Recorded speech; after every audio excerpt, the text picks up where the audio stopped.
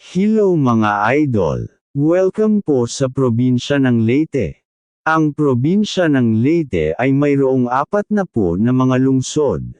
Nangunguna dito ang Abuyog, Alang-alang, Albuera, Babatngon, Barugu, Bato, Burauen, Kalubian, Capoocan, Carigara, Dagami, Dulag, Hilongos, Inopacan, Isabel, Haro, Javier, Cananga, La Paz, Leyte, MacArthur, Mahaplag, Matag-Ob, Matalom, Mayorga, Merida, Palo, Palompon, Pastrana, San Isidro, San Miguel, Santa Fe, Tabango, Tabon-Tabon, Tanawan, Tolosa, Tunga, Villaba, Baybay, Ormoc.